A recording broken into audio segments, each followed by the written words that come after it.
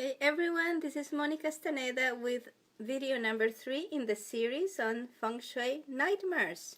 And this one is about Feng Shui consultants of what is called Compass School, which I do not recommend, but what they recommend is that you use large cures. So let me give you some examples. I have been hired plenty by people who originally hired a Feng Shui consultant of Compass School. And instead of having their luck improve, their luck went down, down, down. And so what I do for a living in my Feng Shui practice is I help people turn their current homes into their dream homes so that they can start living their dream lives.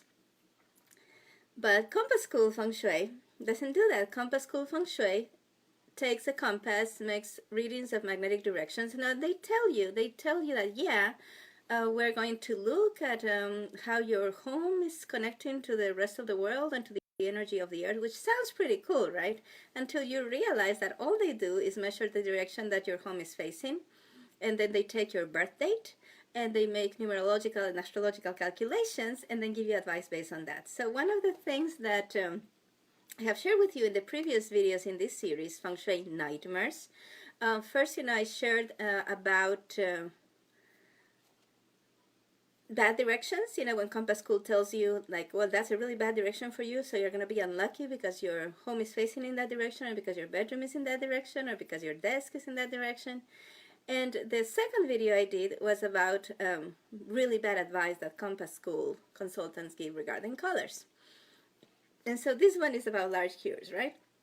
And so when I've been hired by Feng Shui, by people who hired Compass School Feng Shui consultants before they hired me. Now, why did they hire me after they had already hired the Feng Shui consultant? Because things didn't go well. After they hired that other Feng Shui consultant, things went south. And so,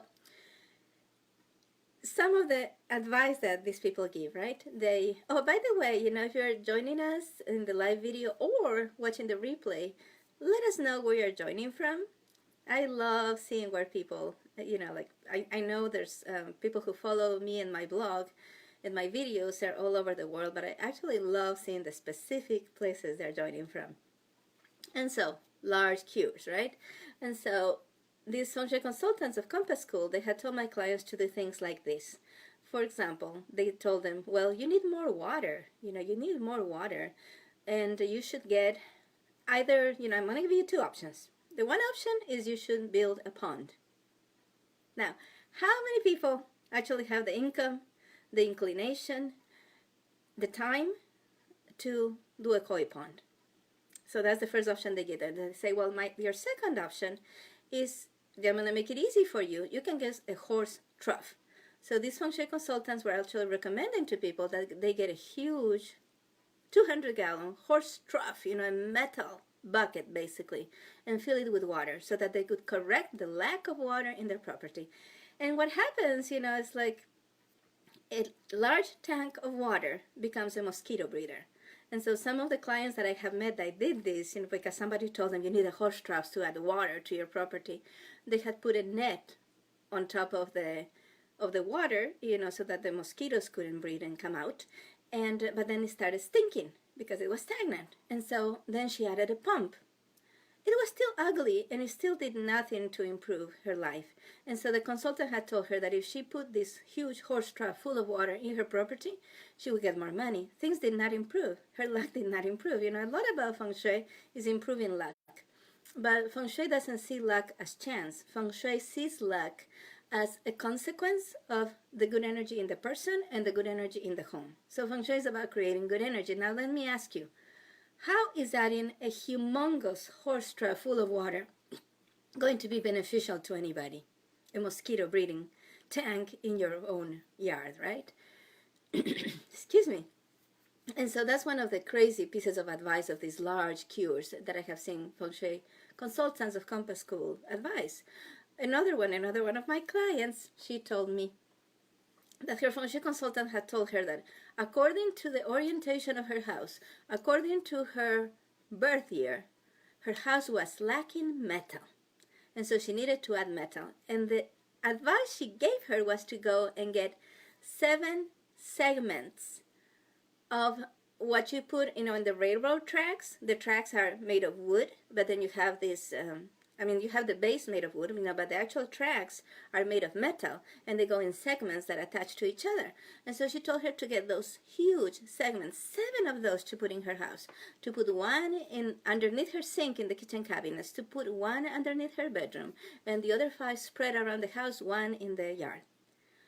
How is that going to help somebody? Can you imagine? So now every time she opened the cabinets under her kitchen sink, there's this huge, humongous thing to deal with, this piece of a train track, right? And under the bed, Feng Shui tells you to put nothing under the bed. The space under your bed should be clear and empty, so that the qi, the life force, can circulate freely under the bed. The only exception to that would be if you have a platform bed. And so, terrible advice. And guess what? After she put these 7 huge segments of steel in her house to bring in more metal to her home, things started going worse for her. They didn't improve. And, so when she invited me to come to her house, one of the first things I noticed is the smell. Smell is one of the easiest things for people to get used to. And so, like, somebody's home can reek of bad smells, and that person doesn't feel it because you get used to it. But as soon as somebody comes from the outside, they can feel it, So I came into the house of this person, and I realized, man, this place really stinks. I couldn't stay in there. If I stayed in there, I was going to kind of throw up. So I told her, okay, show me the house, and I tried to do it as fast as I could, and I told her, we have to go to your balcony because... And I had to tell her, there's a really bad smell in your home. And I gave her a cure to get rid of the worst smells in the home. So, by the way, if there's any area in your home, a closet, a room, a basement, an attic that smells bad, put in the comments, say, I need help with smell controls or with odor control. And I'll send you a link to one of my most popular articles in my blog where I'll teach you how to get rid of even the worst smells in a home or in a car. And so... And when I was looking at the home, the metal element goes with the color white, and it goes with also hard stones. So I was looking at the home, and the home was all white on the outside. It was all white on the inside, except for one wall around the fireplace, which was all made of hard stone. So the home already had too much metal. The home didn't need more metal, but this lady did this astrological calculation and told her client she needed to get more metal. It wasn't true. And then getting these humongous pieces of metal to add metal to her home didn't make sense at all. And so I started helping her, I gave her some really true advice. Now let me tell you something. Feng Shui is a healing art. And all true healing uses the principle of very little. If you go to an acupuncturist and that acupuncturist makes you look like a pink cushion, like with 50 needles, that is a beginner. Because an acupuncturist that has been doing that for a long time and knows what they're doing, they're going to use 12 or less. The better the acupuncturist, the more practice, the more of a master he or she is, the fewer needles they will use, because they will be able to address and understand exactly where the energy in your body needs to be freed up, which is what they do with acupuncture, right? And if you go to a homeopath, the homeopathic remedy is a minimal, it's a dilution. And so the stronger you need a homeopathic remedy, the more diluted it's going to be. So very little. The principle of very little applies to everything. And also in chiropractic, chiropractors seek to find the worst source of your subluxations and adjust that first, by this hand manipulation, which is minimal, it's non-invasive, and it's a minimum force that they put into your body. They're seeking to correct problems in your musculoskeletal system, right? And so all true healing uses the principle of very little, and so does Feng Shui. A good Feng Shui consultant would never tell you that you need to paint your whole house unless the paint was falling apart, coming down, falling apart, and stayed. Then your Feng Shui consultant might tell you, you really need to paint your walls. But a Feng Shui consultant, a good Feng Shui consultant, wouldn't tell you, you have to repaint the whole thing because of your birth year, because of your element. They would never do that. And a good Feng Shui consultant gives you small, inexpensive cures. Some Feng Shui consultants of Compass School, against large cures, they'll come and tell people, oh, your main door faces a bad direction for you. You should change your main door. You should put up a wall where your main door is and open a door on the other side. And it doesn't matter if it makes sense or not. Like some people have been told, like their main door faces the street, like in most homes, the front door faces the street. They have been told to put a wall in there and have the entrance through the side. How much sense does that make? It doesn't make any sense. And so another large cure that a Compass School consultants recommends is they say, get a disco ball. You remember the disco balls? You know, they're like about this size, and I mean, it's going to look bigger there, but they're about the size of a basketball or bigger, and they're full of mirrors, and they reflect light, right? And so that's great for a disco, that's great for a nightclub, but not for a home. And so one of the main tenets of Feng Shui is that you shouldn't have fragmenting or distorted mirrors anywhere in the home. And here you have these people telling you that you need this mosaic ball of mirrors in your home, and that's going to be good Feng Shui. So you're going to, you look at the disco ball, it's that like looking like a fly, with all those sides to their eyes. That's not good Feng Shui. And yet they tell people, like I've known consultants that would tell everyone to put one of those disco balls in their basement because that's going to activate the chi in the basement. That doesn't make any sense.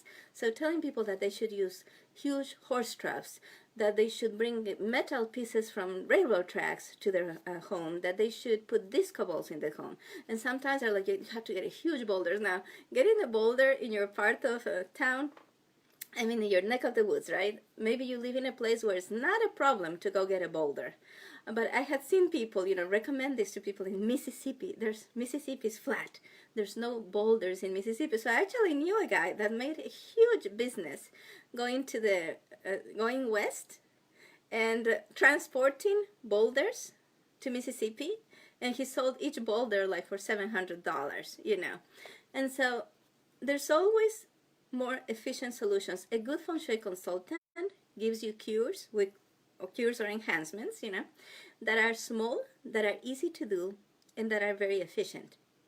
Not huge things, that if your Feng Shui consultant tells you have to repaint a whole bedroom, or you have to repaint a whole house, or you have to add a water feature or a horse trough, that's not a good Feng Shui consultant. So, going back to the water pond or the horse trough, this is what had happened. This Feng Shui consultant told everybody have met who was ever served by this Feng Shui consultant was told they needed a pond someplace in their home. Not every home needs a pond. A pond is expensive to build, it's hard to maintain, and it's much worse Feng Shui to have a koi pond where your koi are not healthy or they're dying. It's much worse to have that than to not have a water feature. And a pond is not the only water feature you can have. And so this consultant actually told people that she could come up with the idea of doing the horse trough so that people didn't have to spend all that money in building a pond.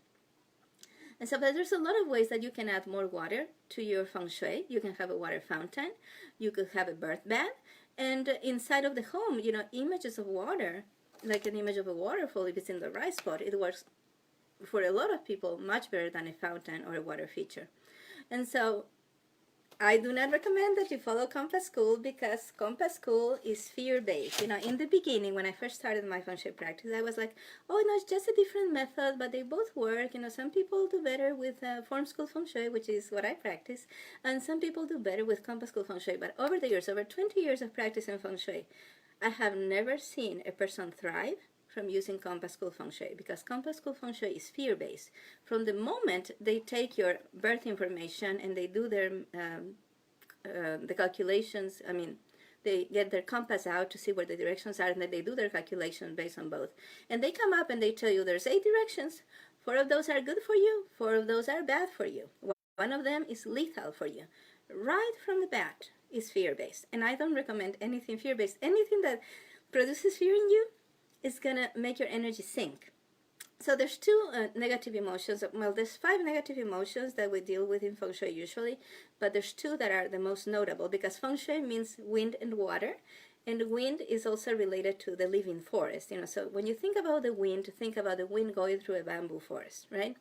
So wind and water, or forest, a living forest and the water. And that's the wood element versus the water element. And Feng Shui is wind and water. That's the meaning of Feng Shui, wind and water. And so we especially look at 2 emotions. One of those emotions is anger, and the other emotion is fear. Now, anger, when a person is angry all the time, their energy stagnates, there's stagnation. So, and this is very interesting because a lot of people who have clutter problems, they also have anger issues. And for some of those, the anger issues are evident, and for some of them, it's just suppressed anger. But there's always some type of anger going on when there's clutter.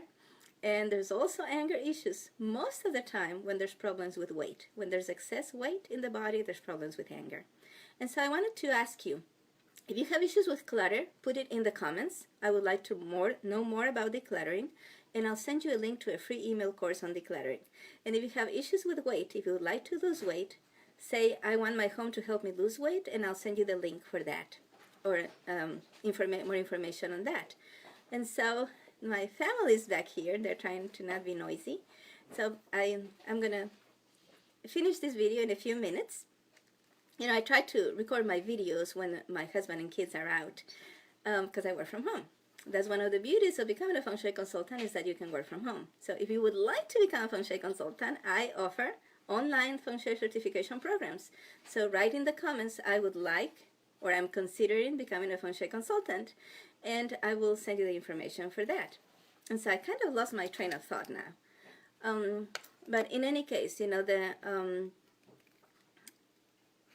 anger and fear, we're talking about anger and fear. So anger produces stagnation.